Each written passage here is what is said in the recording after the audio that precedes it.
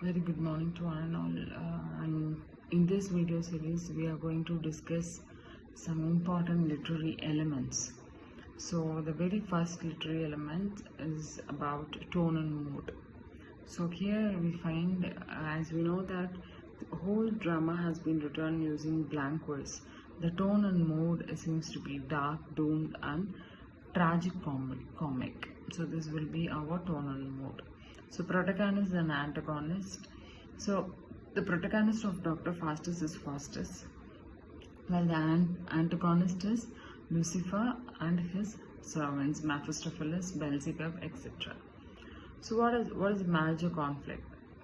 What is the major conflict? The central conflict of the play is that Faustus rejects Christianity and makes pact with the devil.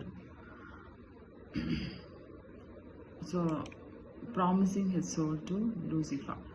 So this is a major conflict. So when we find good angel and bad angel, old man, and also his own conscience making him to repent, but he couldn't able to do that. Why? Because he really want to conquer the whole world. He want to enjoy.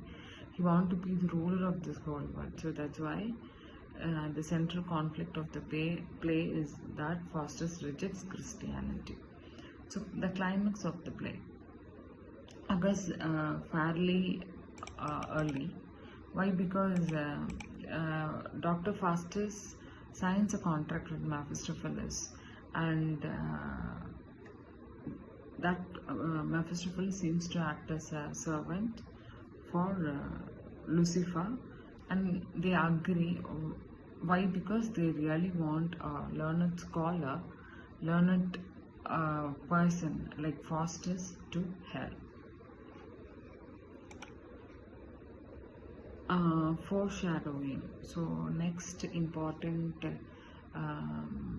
literary theme is that foreshadowing. When Faustus signs the contract with Lucifer and blood, his blood congeals on the page. This is an example of foreshadowing because it suggests that his own body is rejecting the agreement and he should repent in order to save himself. So that is the foreshadowing in our drama. And understatement. So I think there's no understatement. It's not applicable here in our Dr. Faustus. So what are the allusions? Next comes the most important literary concept, that is allusion. The play features a number of allusions to ancient Greek and Roman mythology and philosophy. It also alludes to various historical figures like Agrippa of Germany, Alexander the Great, etc. So what is the imagery? Important imagery in the play includes devil's sins, blood, portrait of dominion or omnipotence. So these are the important imagery.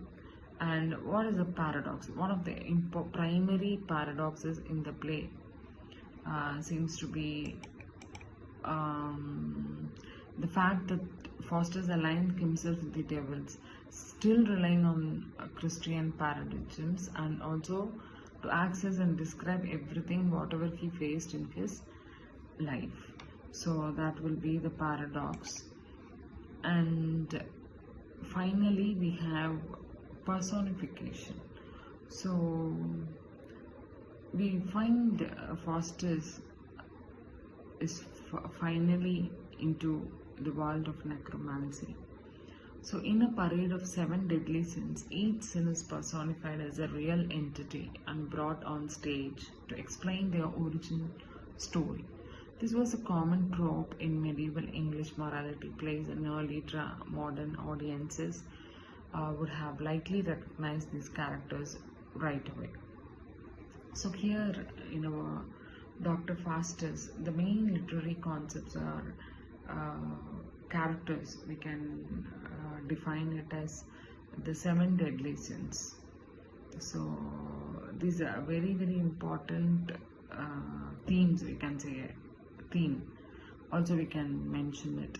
So 7 deadly sins. So each sin in this drama has been personified as a real entity. So that's what a human life is full of, all these 7 deadly sins. So Christopher Marlowe has defined a beautiful drama using real life experiences which happened in Greek, maybe in medieval English time. Thank you.